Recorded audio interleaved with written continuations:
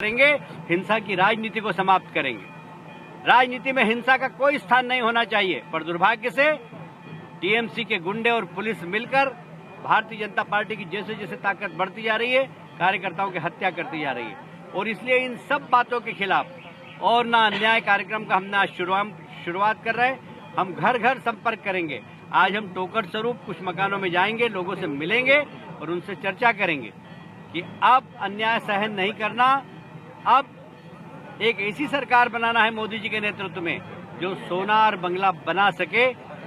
इतना ही मुझे कहना था। आप लोग कोई प्रश्न पूछना चाहे तो एक एक करके पूछिए। तीनों एमपी ने तृणमूल पार्टी ऑफिस में अकाली दल के एमपी के साथ बैठक करेगा किसी बिल के लिए, क्या इसके बारे में क्या बोलते हो? 3 दिन वो गांधी मूर्ति का नीचे प्रदेश में वो एजिटेशन करेगा।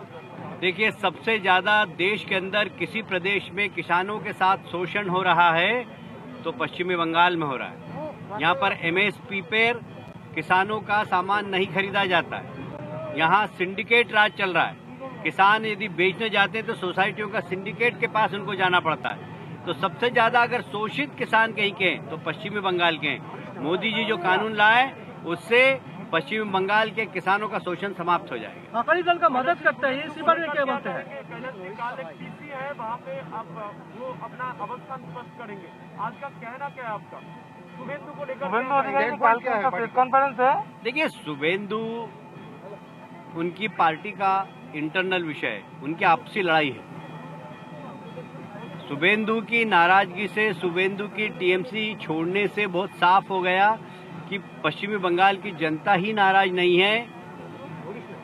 टीएमसी सरकार से टीएमसी के सीनियर मिनिस्टर भी नाराज है, क्योंकि भाइकों के द्वारा जिस प्रकार से माफियाओं को संरक्षण दिया जा रहा है, सिंडिकेट राज लाया जा रहा है, हिंसा की राजनीति की जा रही है भाइकों के द्वारा, और टीएमसी के सीनियर नेताओं का जिस प्रकार अपमान हो रहा है, इसलिए टीएमसी के नेता ही टीएमसी की सरकार से नाराज है। शुभेंदु उसका उदाहरण है और बहुत सारे ऐसे नेता हैं जो शुभेंदु को बाद टीएमसी से बगावत करने कितने नेता है? कुछ नाराज है और मुतवा पार्लियामेंट के लीडर हम लोगों का काफी चल रहा है 8-9 ऑनलाइन, उस प्रोग्राम पे अटैक हुआ है, बोमाबाजी हुआ है, गोली चला है, इसके बारे में आपको क्या कहना है? देखिए, ये बम चलना, गोली चलना भारतीय जनता पार्टी के कार्यकर्ताओं पर ये पश्चिमी बंगाल में बहुत आम हो गया है और ये सब ममता जी के और भाइयों के संरक्षण में हो रहा है हिंसा की राजनीति। हम हिंसा की राजनीति का विरोध करते हैं। हमें प्रजातंत्र पर विश्वास है, हमें पश्चिम बंगाल की जनता पर विश्वास है कि हिंसा करने वालों को पश्चिम बंगाल की जनता सबक देगी।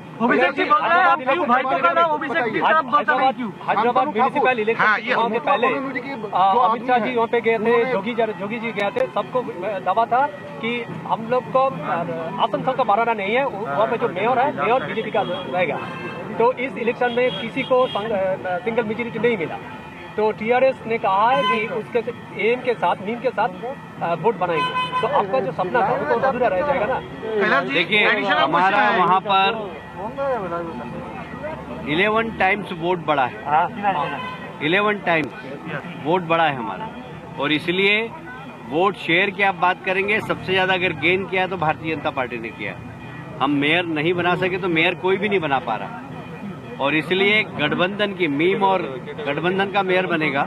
जनता का मैंडेट है, पर भारतीय जनता पार्टी को पहले से 10 गुना ज्यादा हैदराबाद की जनता ने प्यार दिया है। इसका प्रमाण है कि दक्षिण में भारतीय जनता पार्टी की लोकप्रियता और मोदी जी की लोकप्रियता बढ़ी।